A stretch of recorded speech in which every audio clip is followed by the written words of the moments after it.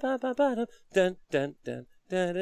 welcome to this War Game. I'm your host, Rob. Welcome to Street Sheet Day 243. I finally worked out what number it is, thanks to John Scrivens, who's joined me live today. Hi, John. Hello. Howdy. How's it going? John. How are really you, good. Rob?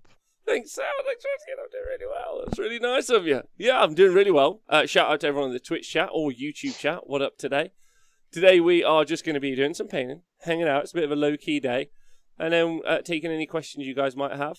Just a general chat today. So, podcast guys who are staying hydrated and loving life, I hope you're well. And everyone on Patreon, thanks for hanging. Bum, bum, bum, bum, bum, bum, bum. Yeah. So, Super Mario Brothers is stuck in your head. We might actually get a DMCA strike for you singing that too much, Rob. What? It seems that Super smart Mario these Brothers. days. Yeah. Super Mario Brothers is in my head because of the Super Mario Brother film, which I watched recently, because it obviously has a pretty intense take on like modern culture. If you watch it back, there's a lot of references. So I was just gonna watch it. Johnny's sounding like Eeyore. Eeyore, I'm really happy. He is like Eeyore. That's perfect. Oh, I'm off. Tigger. I'm not Eeyore. Huh? Yes, you are Tigger. Bounce around like a hyperactive little fucker. Yeah, James is Pooh Bear. Nathan's Piglet. This is perfect. This is exactly right. And you guys are all Christopher Robin, the super old one. Well, hello everyone. Welcome to the show.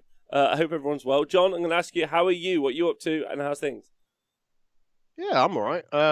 Obviously furloughed at the moment, so I'm kind of at a bit of a loose end, kind of getting things done. So I thought I'd do the sensible thing and make hay whilst the sun's shining and paint some Deathwing Terminators, because whilst they're broken, at least for the 5 minutes that they are pretty solid, I'll have something to play with. So. Well, I personally think that the meta is shifting so quick at the moment that, like, there's the old safety bet. Like, if you were originally a Vanguard Wing Liberator guy, like, you are right now loving life. If you kept hold of those models and then they've made a return, you're like, oh baby, what a smart move. You know, like, you kept them when they were high. You know, however, Dan would be Little Roo Freaks and Deeks if that helps. You know, the bit like Nikos holding on to his Necrons all this time, you know. Yeah. However, people like you just rushing towards it. If I were you, I'd be painting something that isn't good in the hopes for when we finally can play again. It's back. I've got everything else painted. That's the point. Some of these I've had since 7th edition and just didn't get to play with them. So what is it about them now that made you want to paint them? We all know the answer to this, but let's see how he squirms. Go for it. Quite simply, it's nice to have some more of my Deathwing guys on the table that aren't just the knights, and having that added only wounding on a 4 makes them actually have a purpose. So for me, the ones with the guns, I like putting them on my back objective, because try shifting them, it's not going to happen. Okay, all right. If that's how you want to be, okay. Yeah. We were just having a bit of fun, but apparently you want to take it serious. Okay. Well, I took some advice from Ugly Tom, and it seems to be panning out. That's what I'm saying. Oh, okay. Big shout out to Ugly Tom in the chat. Right, so there's been some questions in the chat. Also, big shout out to Nikos, McLeod, Freaks and Deeks, Tomb King Tristan, Stu Flynn, sorry again, who hopefully I'll see later, but I won't, at a distance. I'm not going to. Ignore everything I just said. Draconda, born again, my child, darker design. In the chat, we had some questions. Tristan what was the first bar that ever felt like home, John? I just had mine, so the bar that Tristan felt like home got torn down yesterday. Have you ever had a bar that felt like home? So when I first kind of hit the age of drinking, there was a pub in Tring, my little hometown, called the Pheasant. It was literally your stereotypical the shit pub.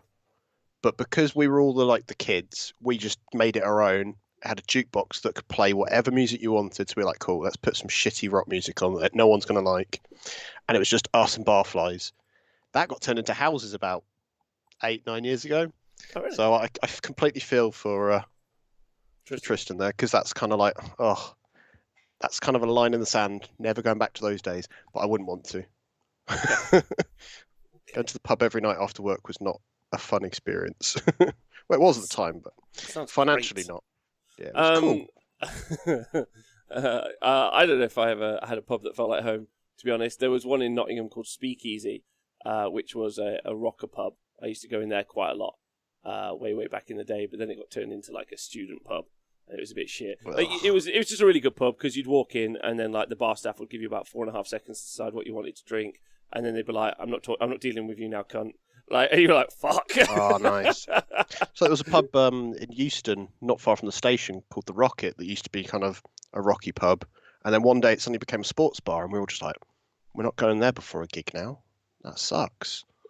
That does suck. It suddenly had clean floors. It was horrible. Right, so some questions in the chat. Is there any point to Reavers, or are they just shit?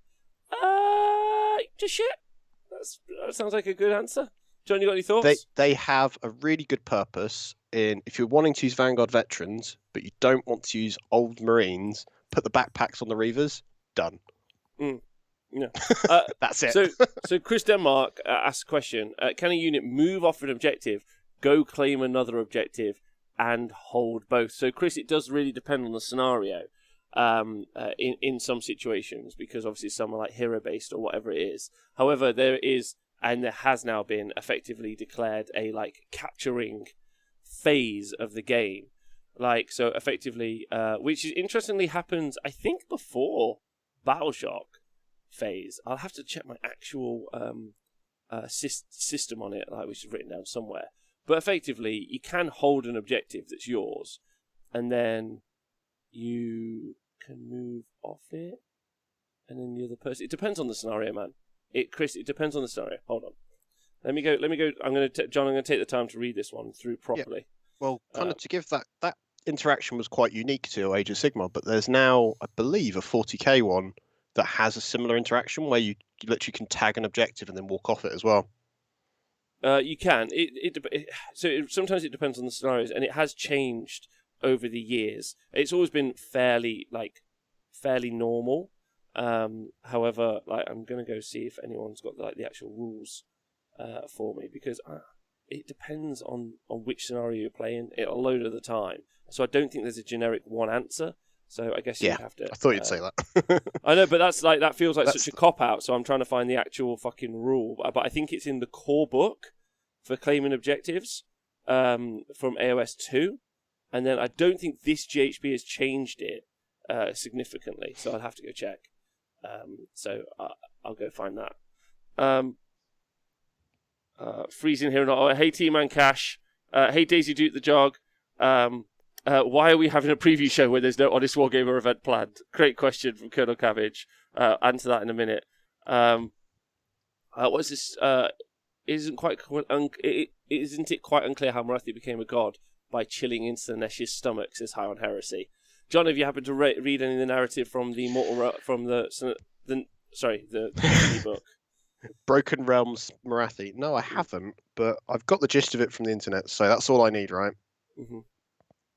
So to me, it's like it sounds like progress. There's at least some story moving forward. I'm more curious to see about the other side of the Dark Elf range and how the lore for them is going to develop.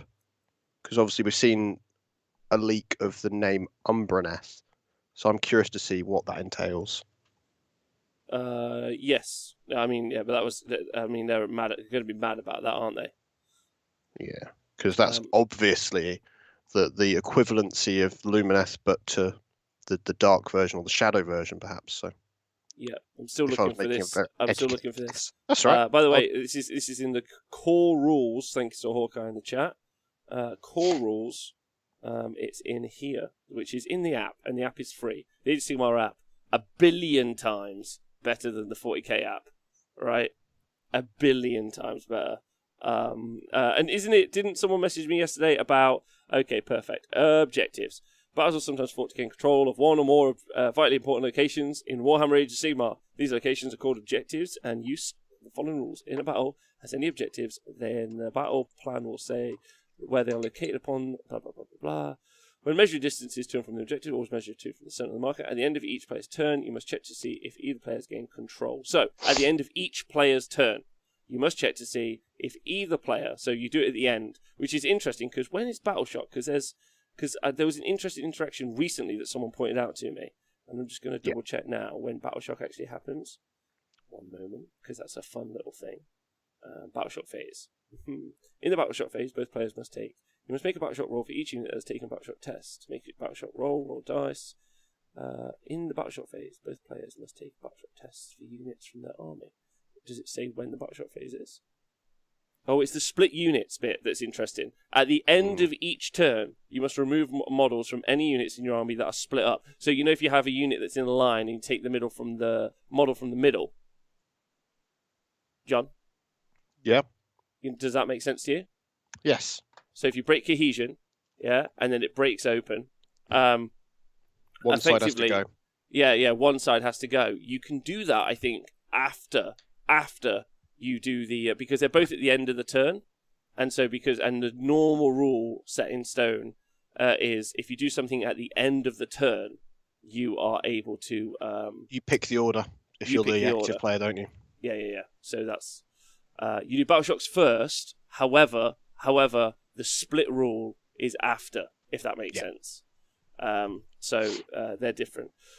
Yes. So to do so, you and your opponent must. What's happened there? Did someone? Oh, thanks for subscribing, Antomion, and to everyone else who's joined the crew today. Babes. Yeah. Anyway. Once you gain control of an objective, it remains under your control until the enemy is able to gain control of it. Right there in the core rules, it remains. Once you gain control of an objective, it remains under your control until the enemy is able to gain control of it. So once you gain control of it, however, at the end of each player's turn, you must check to see if either player has gained control of an objective. So at the end of each player's turn, you check. So that's quite interesting, John, because if you both go first, if your opponent goes first. At the end of their turn, you still claim and hold your objective. So your objective, you're able to move off. However, if you go first and move off your own objective, you won't then claim it, if that makes sense, because it happens at the end of the turn. So it's all about sequencing. Makes it quite interesting. It does. It's fairly specific. Hey, Speckles in the chat. What up, sexy bitch? Shut up, Speckles. Tristan, what up? Right. So, W. Soren, thanks for subscribing. I hope Texas is well. I have not seen the Warhammer community picture today. Does it look like Dark Mechanicum? No problem, Chris Denmark. Sorry that took a while. That shouldn't have taken me so long, but there we go. Right, it did, and I apologise, but we're all good now as a group. And I know there's some more questions. John, do you want to answer any of the questions in the chat? So one of them was, which of the Christmas boxes would we recommend? And I think they're all much more suited for people that don't have the armies at all. Okay. So like the Chaos Space Marine one, I looked at and went, that's great if you don't have any Chaos Marines at all. If you've already got things like Havocs and stuff, the core of an army, you wouldn't really need that. It's not stuff you'd necessarily want to duplicate too much. Mm-hmm. So, but to me, it's just very much like the boxes seem like very much a repeat of previous ones. Like the Guard one is exactly the same as the one they did 2 years ago, but they switched out a Lehman Russ for a Hydra, which makes it even less useful as a general broad strokes thing. Yeah, so I mean, if I wanted to get into Gits, that fucking Rockjaws, I mean, Rockguts aren't particularly solid in the game, but I'd still pick it up because it's a brilliant model. Also, someone suggested the other day to me, big shout out, I think it was Nathan Prescott actually, imagine Rockguts, but you use them as Bullgrins. Oh, that's nice. I like that. That would be a great idea, I thought. They're £125 this year compared to $100 in previous years, so they're much more expensive. Yeah. So another question has been, if I picked an Iron Jaws Warcry box and I wanted to try painting them, what would you recommend to get when I finish them? War Chanter is almost like 2 War Chanters and a Weird Knob are pretty much like set in stone standard. And then Ard Boys are really good. And if you wanted to go more elite, you could just go for some Piggies and a Maw Crusher. Ard Boys are like the super strong way to play the game, but you definitely going to want War Chanters because they're force multipliers. So you could just get the Start Collecting box, really, to flesh it out. Yeah, it's true. It's a good start. Well done, John. Marcus Rock, thanks for subscribing. The picture from the Warhammer community article today doesn't look like Dark Mechanicum to me, generally. I think it's more like the undead stuff. We're pretty certain vampires are on the way at some point, John. They seem very vampiric, don't they? Yeah, I would argue it looks more vampire-y. Is the Tyrannys one worth it? As they all seem pretty old models to me. I don't think any of the Battle Force boxes you should like. I would not get the Guard one for fucking love nor money.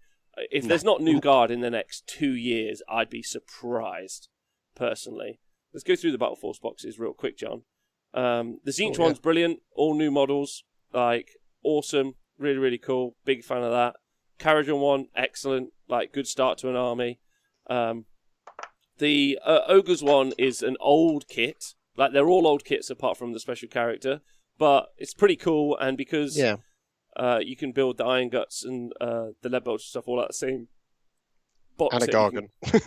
The Gargan's a weird thing. Yeah, I just don't get that. Yeah, it's fucking weird.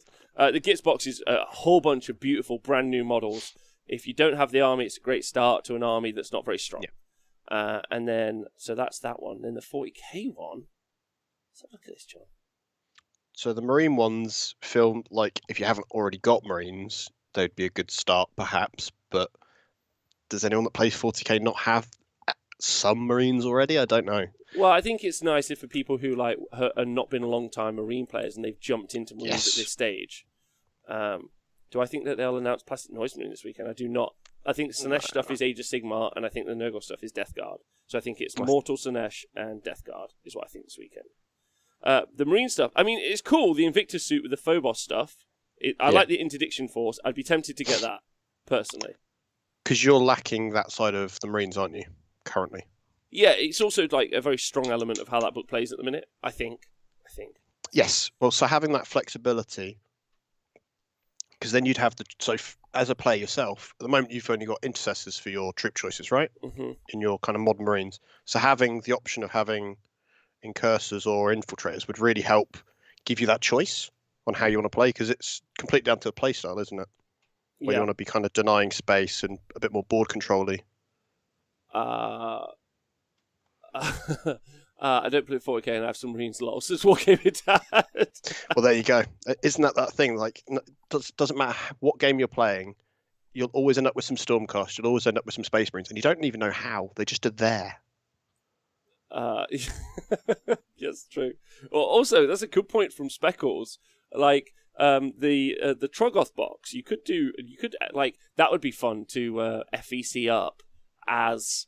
Especially, of course, if you're not 100% aware of their narrative, they're deluded and they think that they're real human beings, like living their life out.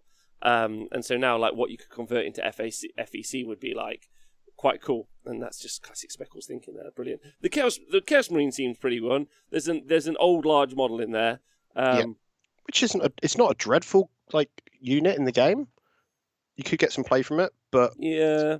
I mean, the Chaos one's not bad. I actually like those, John. Mauler Fiends. Yeah, they play quite well. And you can build them as a horrible game against one, so yeah, you can build them in Mauler Fiends or Forge Fiends, right? Yes. So I'd get that. Like, arguably, they're Demon Engine keyword as well, so they pop well with the newer Chaos Space Marine things like the character that was in Shadow Spear. What's his name? Oh God, it's basically a wizard that buffs Demon Engine specifically. So you can build an army around that entirely as well. So that's the start collecting Chaos Space Marines would work really well with that as well. Yeah. I think that's a good box personally. The Tau one's good. Master of Possession. There we go. Tau one's good if you want to start Tau. It's a good start Tau box. There's a billion drones in there. Like I like how they interspersed it like through this shot because they're like it's a ton of fucking ones. The Guard one's terrible. I wouldn't get the Guard one at all. It's a bunch of really old fucking models. And then the Tyrannid one, I probably also wouldn't get. It's a good start to a Tyrannid army, but again, super old models, and I wouldn't be surprised if we see. I mean, how fucking old are those Gene Stealer models now? 15 years, maybe?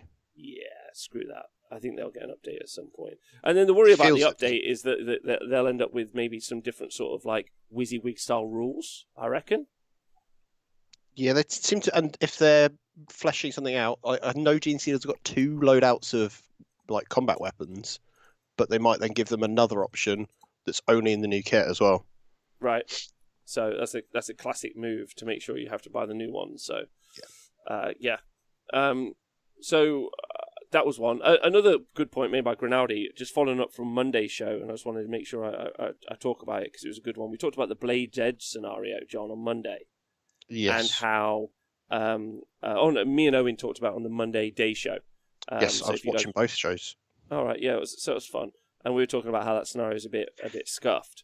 Granaldi made a good point that if you didn't start scoring until turn 2, that'd be a nice way to fix that scenario. And also, big shout out to Big War. What's his name? You know who sent me a message on Twitter. You know who you are. You did it. Thank you so much. Thanks for sending me. Yeah, fuck, I can't remember. Thanks for sending me that message, because actually, you don't actually on Blade's Edge have to remove an objective if you get the option to do so. It's just you can remove an objective. So that's another like little interesting mini mechanic. Whereas you don't have to remove an objective. It just says you can elect to. So there's some play there, but still, it's pretty strong for the person on the first turn. Truthfully. Oh, thanks for the following us, dude. Kejiruz.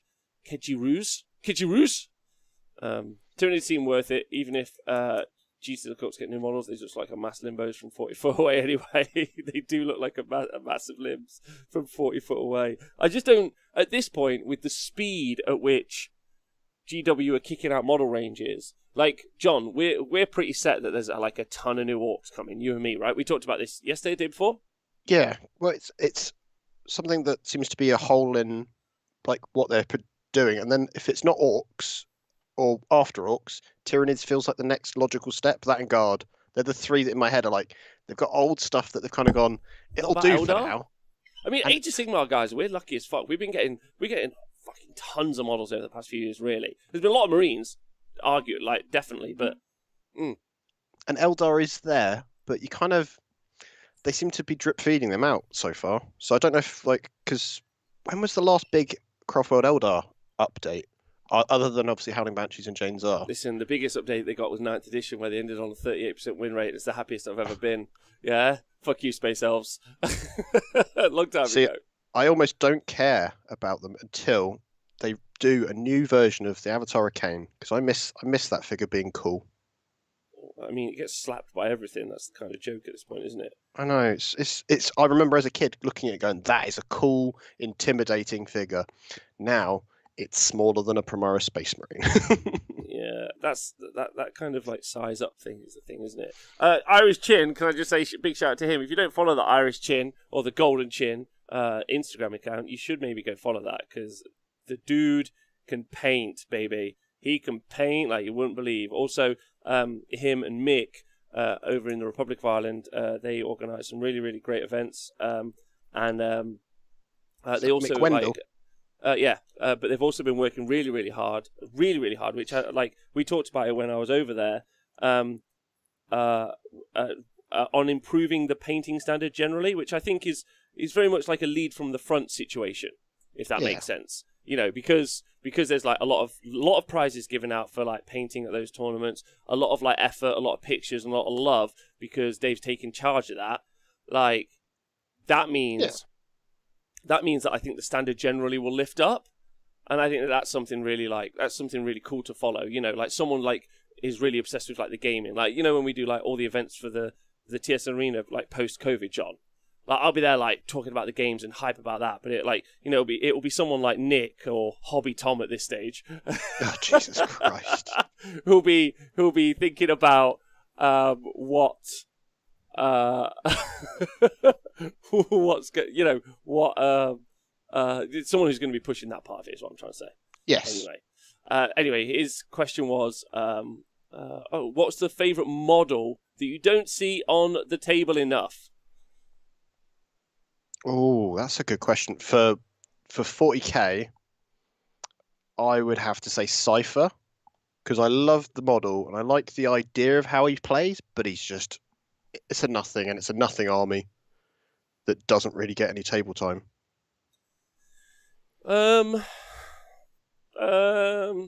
Cypher's cool. Cypher's a cool model. Yeah. But that whole triumvirate sort of release. You know, like, you didn't necessarily see... At one point, you saw a lot of Celestine, but generally not for 40k.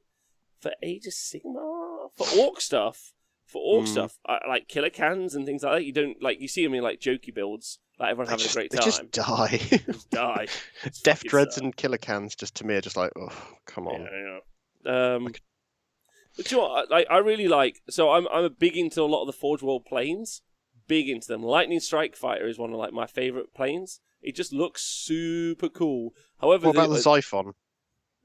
I'm not as big a fan of the Xiphon. I think it's like fine, but the Chaos planes, like the blades, have you seen those? Oh, the Hellblade or whatever it's called. Yeah, they look really cool, but I've never seen one on a table. You rarely see them on the table. Rarely. What are their rules like? That might be the answer to that, I guess. Is that their rules are probably not anything special still. That's always the answer. It's never what it fucking looks like, is it? No. Hey Nate Miniatures, thanks for being here. Hey Bar on Saturday, what up, baby? Dave Fraser, it's Bar on L'Oreal. Saturday. Yeah. Oh, whatever. It's God. It's Bar on Saturday now. L'Oreal, Dave Fraser's got it right, even at 0 points. But L'Oreal's got to get some. Painted. Huh? I still haven't painted my L'Oreal from 3 years ago. You haven't painted. However, I think I'm really hoping Broken Realms sorts Silvernet out. Really hoping Broken Realms sorts Silvernet out. Like we get some big updates, some like cool models or some changes. I think I'd be jamming for that. Games Workshop tried to push Sigmarines in AOS and got told jog on. What's the question? So I've been forced to make a balanced release schedule. Space Marines sell better than everything combined, so keep pumping them out. I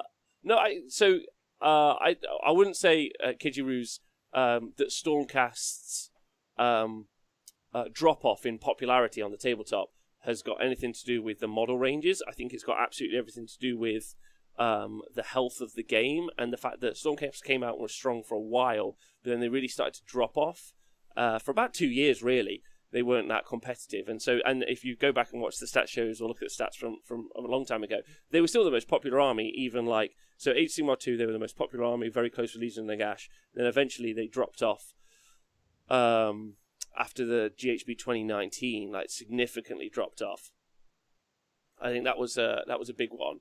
And then a whole bunch of other armies became popular. But the armies that became popular were always also the most competitive armies, generally. Like, the most competent in-game were the most popular armies that you saw at tournaments. Maybe not sales, but obviously we don't have data for that, truthfully. And I'm sure they still sell Stormcast. And often there's a slight kind of parallel to the release of new books as well, that people would jump off them to go play with some new stuff, right? Yeah, absolutely. Even if a bit it wasn't like with necessarily Marines. competitive. But like I don't know what to say it, but I'm pretty certain they're going to like leave the Marines the fuck alone now for a couple of years. Like I feel like if anything, Stormcast have given them like a feel for what that would be like, if that makes sense, John. They can kind of track what Stormcast was like and the sales and how it was, effectively leaving them alone for a couple of years, and not really doing anything with them, and then just releasing other model ranges. I think 40k. I think they're done with Marines for a while, and the 40Ks are going to get just a batshit ton of models. Because it makes sense, right? That currently the company's massive, the game's massive. Everyone around the world's buying models left, right, and centre. So if you go, like, now everyone's got that Marine army, you know, and now they're like, do you want to get into Orcs now? It's like, well, there's old Orcs, or there's all these brand new Orcs. And I think people are going to jump on it. So I think that's going to be their process, personally. Yeah, I think so. I'm not sure it'll be as long as a year, though, because there is still stuff that they haven't got Primaris alternatives for. There's not much left, but there's things like a flyer. So they might, in 6 months to a year, dip back into that, perhaps. Depends how quickly they get the rest of the codexes out, I suppose. Yeah, maybe, but I think that'll be fine. But I could be wrong, obviously. Well, and probably will be. Are we expecting AOS 3rd Ed after Broken Realms? We are 100% expecting it like fact from the sky. Like truth right into our ears. Rob, would it be cool if they gave Silvernet the ability to give any terrain on the board wildwood keyword? Like the opposite of how Gargant's making rubble. Would that work in some way? It's a great question. That'd be cool, wouldn't it? Having everything become overgrown, but is that sustainable and practical to do? No, that's not the problem. It's not good enough. So actually, what you're doing, even in that situation, like if like any terrain feature can be wildwoods, that's fun. So you can teleport to any terrain feature, but you're still locked in within the bounds of the terrain feature. If you look at the other teleports that exist, like let's say any of the other teleports that exist inside the game, they traditionally are just outside of 9 inches, where some of them are more difficult to do, so wholly within 6 inches of board edge, like Beast of Chaos, but outside of 9, they generally, or even I think Living City, you generally tend to find a drop off in competitive like output. The problem with Silvernet is that they think that Silvernet is an army that has to operate around the Wildwoods, and that means that you, as the Silvernet player, are limited to where you play. Yeah. You can't control the board space. The board space controls you before you try and do anything inside the game, and it's just not a very well thought out strategy, truthfully. And also, there's some limitations in the booking of itself. They've got one shooting unit. Like if you compare, they have other shots. Don't get me wrong. You have other shooting inside the Silvernet book, obviously, coming out of the Tree Lords and Alariel and other stuff. But you have one shooting unit. Tree And Lord. Yeah, you do. He's got a shoot attack, bud. Yeah. Right. Okay. However, it's a combat army. Like in all of it, apart from one shooting unit. And when you start to think about that, like if you compare it to, let's say, like Tzeentch, they've got flamers, they've got all the magic in the magic phase. Pink Horrors have got loads of just like random fucking shooting. It's not very good, but it's like bleh. But like they're most comparable to Iron Jaws, but Iron Jaws have like +1 damage to a whole unit as a buff. They've got Mega Boss and Maw Crusher, which flies and smashes his face. They've got like double move from the command ability. They've got like they've got so many more options. They've got smashing and bashing as well. They're a combat army with combat buffs. The Silvernet army is a combat army with no fucking buffs.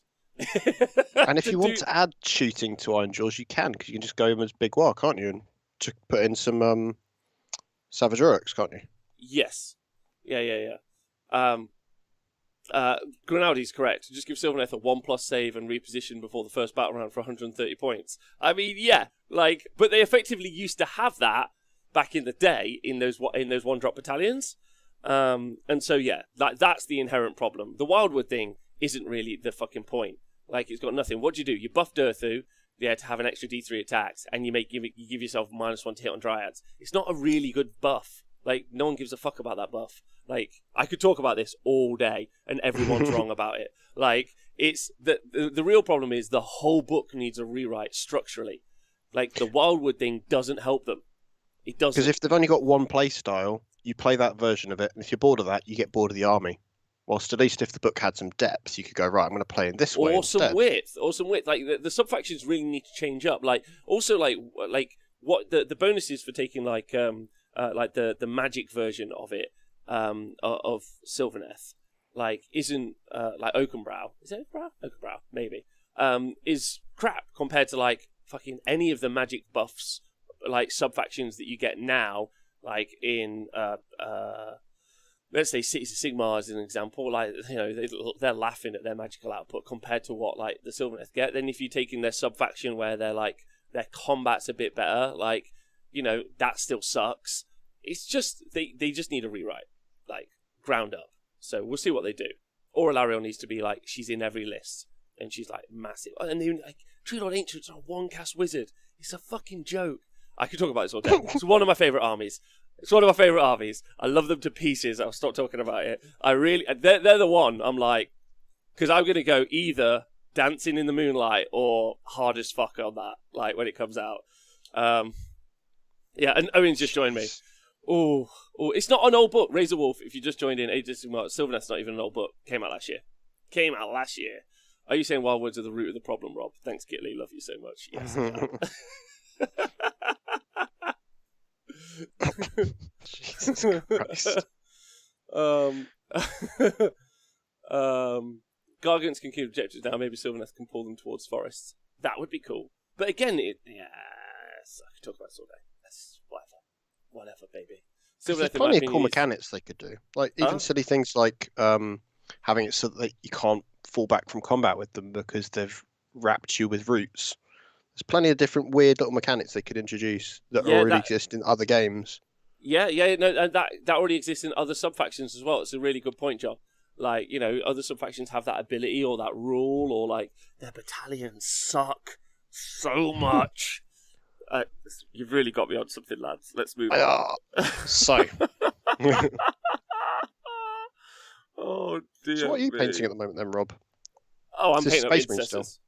Yeah. I've done, like, I'm on my last run of colours, unless I do the oaths, the purity seals. Yeah. Unless I can be asked to do the purity seals. If I can do the purity seals, then I'll do those as well. It's a super simple colour scheme, and I'm I've sprayed it silver, not even washed it, then dry brushed it, and then I've just painted black and some brown on, and it's done. Like, they don't look brilliant. I could go back to them at some point, but they're tabletop ready, and that's all I really give a shit about at this stage. Truthfully, you can always develop it when you do feel the energy for it. I don't. They're just more. They're more. So I've got like stuff to paint when I'm streaming, and then stuff to paint that like I want to paint. It's just 30 ancestors get on the table. I can base them super quick. I can put them in an army, and I can do some practice games with them in real time when we can do events and play games again. So it's like a good core element of an army. Or because obviously we've got the venue now. If someone wants to learn 40k. Or if someone wants like a practice army or something, it's a super sort of simple set of stuff to give someone. So yeah, that makes sense. Just get it done. I left you a gift on your AOS show video. Hope you enjoy it. Thanks, Cold Shoulder. Appreciate that. Oh, I find it interesting that Beast Chaos and Silvernet are similar in power, but people have drastically different feelings towards them. Probably because the trajectory of each army. Colonel Cabbage makes a really solid point there. Beast of Chaos are at a similar power level to Silvernet, like, as in not overly good. Rubbish is a better description. However, Beast of Chaos came out as rubbish and stayed as rubbish the entire time. Like, and then all that's happened is Beast of Chaos have kind of got progressively worse until they bottomed out because everything else has got better. Whereas Silvernet were good and then got worse.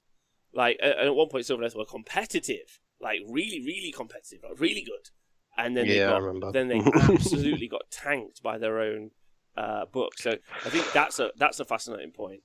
And Owen points out when Seraphon have a better teleport that they use as a side perk, it really shows how bad the Silvernet book is. You really got to love the Silvernet book and understand it like structurally to then be like, yeah, this is really bad. Which is like my review show at the start when it came out. Which is sad. Whereas other books they've done, Cities of Sigmar, they did like a great job with. You're still discovering stuff now. Great job on this. Like, in internal parity is terrible, but whatever. John, how do you feel about the books that have come out so far for 40k? Do you feel like they've got the armies? Like, I think they did a really good job on the Necrons. I feel like they got the Necrons at least.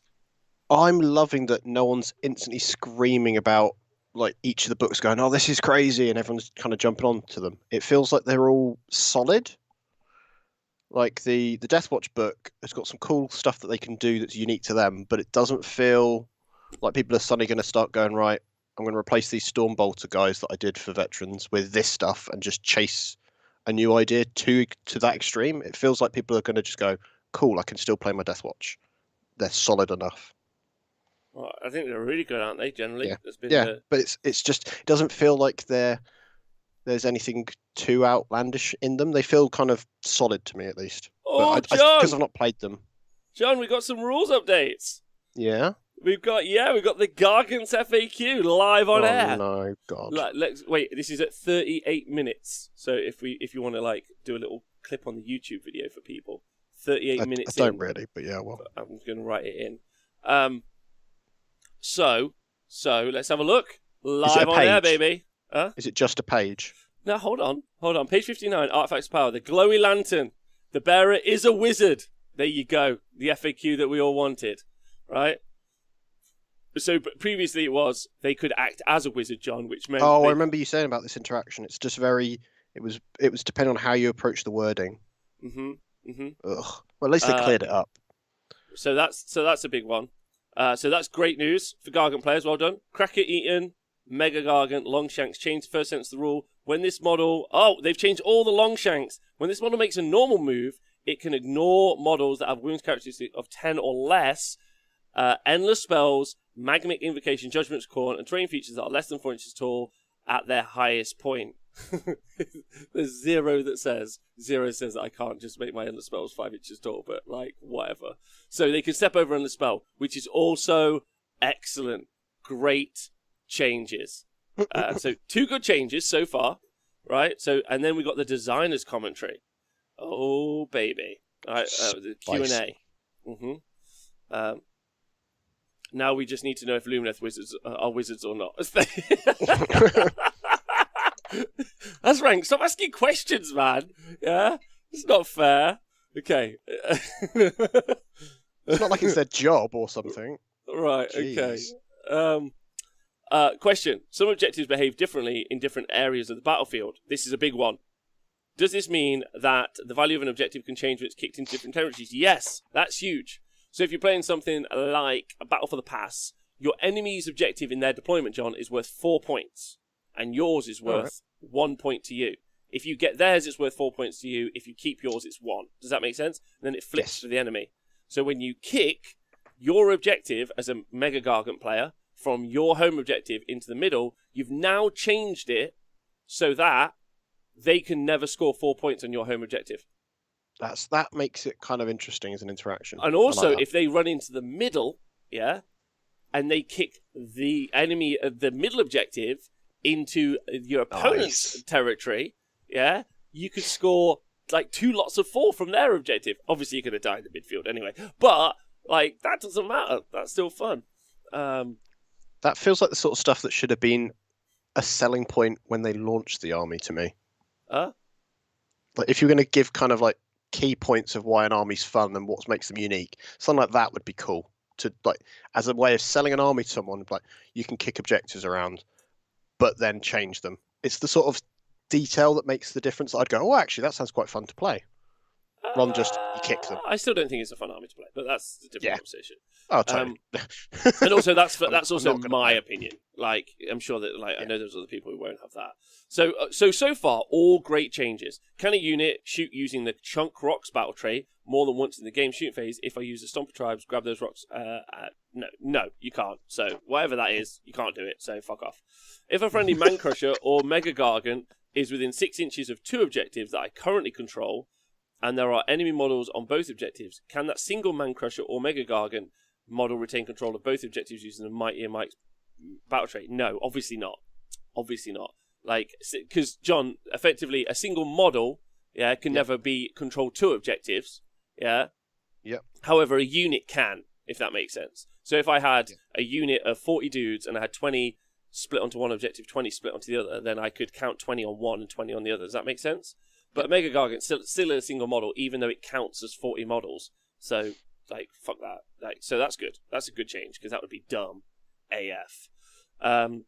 The designer's note on Mighty Mike's right states that in battle plans that do not follow the normal rules for controlling objectives, you can pick whether to use the battle trait or to follow the rules from the battle plan. Does this mean, for example, in battle plane Place of Arcane Power, I could choose to contest an objective with a friendly Man Crusher unit, even though it does not have the lead battlefield role? Yes.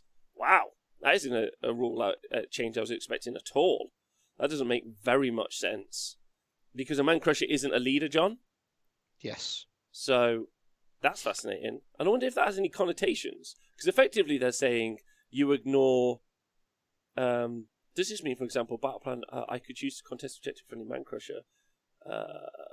Mighty Makes Right states in battle plans that do not follow the normal rules for control objectives, you can pick whether to use the battle trait. Interesting. Okay, all right. Well, that's cool for Man Crushers at least. And does that affect them if you're using them as an ally, not just in the army? No, because you don't get that rule. You don't get Mighty Makes Right as an ally anyway. Cool. That's the thing I was guessing. Cool. Yeah. The key was the wording in the core rules says for gaining control as opposed to retaining or keeping control. Thanks, Argonaut Admiral. Big love to you. Does the rubble keyword grant any additional rules to terrain features? No, not yet. Till fucking Age of Sigmar 3. Are the garrison rules... It's going to be dense. Yeah. Are the garrison rules on terrain war scrolls scenery rules? No. Are the garrison rules on terrain war scrolls scenery rules? No. So I have a scenery war scroll. Okay. Yep. Yeah. And I smash it. Sweet. Does that mean it's still a garrison? Like, is that what that's saying? Or is that no longer a garrison? Oh, wait, hold on. What happens if it is a garrison in a terrain feature that is reduced to rubble? Nothing. Okay. All right. So you could destroy a garrison with something inside it, and I think some people are like, that means I kill everyone who's inside. The answer is, no, you don't. And even though the rules for the garrisons are on the war scroll, they're not actually on the war scroll, John. So that's a nice little change. Cool. Sure. Yep. I'm sure there's some sort of logic to it. A garrison unit in a feature reduced to rubble should have to roll for dying like a transport, kind of bullshit that they don't. Yes, meatballs, I agree. So basically, I could walk up to a garrisoned, ziggurat for the Seraphon, John. I could destroy it with my gate smasher, whatever the fuck it's called, and then blow it up, and then inside, but not inside, so now it's rubble, but everyone inside is still magically inside. That doesn't feel very like a clean interaction to me. No. So it's there and not there. Does a Mega Gargant with long shanks ability count as having retreated if it starts a normal move within 3 inches of an enemy model that has a wounds characteristic of 10 or less? Yes, obviously. I do wish sometimes they'd be like, yes, obviously. But okay, whoever asked that. Read it. Yeah. All right, that's cool. That's good. Sure, you blew up that bunker, but everyone inside is fine. Sure, right? The Games Workshop failing at flavour. I see. Yeah, that was not a good one. That's not fun. But some good changes for the Gargant players there.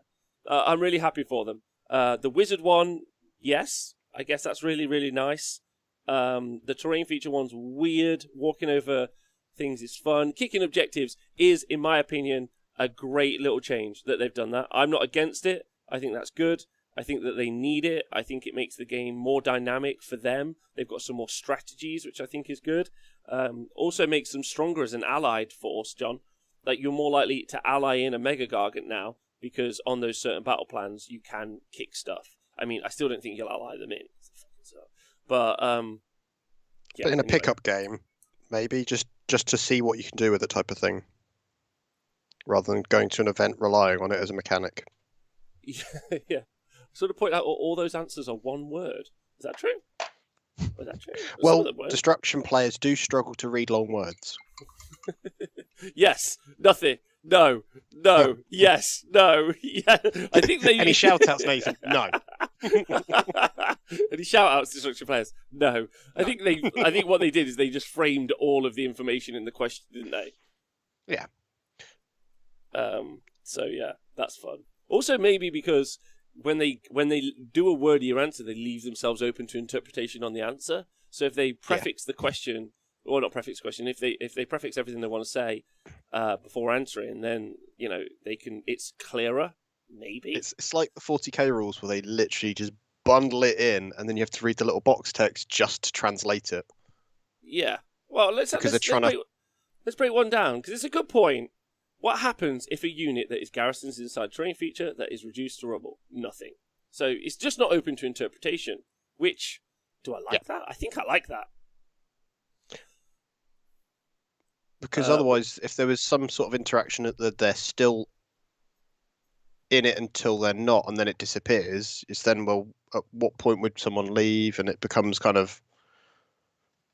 I guess it leaves it a lot more open otherwise. It does. It does. I like what Owen said in the chat. I do like the idea that Mega Gargants are worried about catching their knackers on and spells over 4 inches tall, so won't walk over them. Oh, dear God.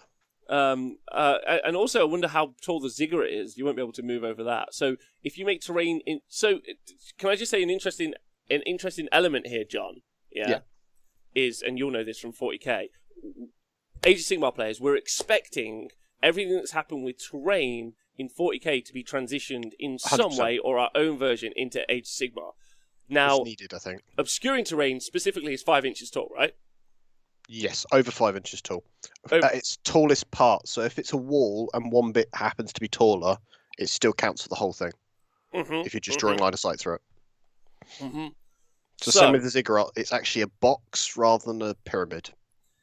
Yes. So specifically, like in my personal opinion, I think that 4 inches bit is actually indicative of what we're going to see in the future. We might get obscuring terrain in Age of Sigmar that's 4 inches tall. That's like smaller. Which would be quite important, like having line of sight blocking stuff generally on the board and it only being 4 inches, because that would mean that like 4 inches would be the kind of height cap, if that makes sense for Age of Sigmar, where in 40k it might be 5. All the modern Age of Sigmar terrain, I think it's 3 inches up is the next floor. Yeah. So that would suggest anything that's too high, like 2 levels, would be that obscuring, which makes perfect sense if they're looking at it from their own terrain's kind of standpoint.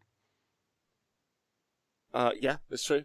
Yeah, I agree with all that, John. Sorry, just read a question from Nolo in the chat. Considering current meta, can you please say something nice about Silvernet? Really nice models. Really nice models. Cabinets. Really nice models. Is all I got to say on that. That's all I can say. Lovely models. Still no details on whether Smash Terrain retains its height. That's interesting. So if you turn terrain into rubble, it's still 4 inches tall. So you haven't changed the mechanics of it. Rubble's going to have a keyword in Age of Sigmar 3. Yeah.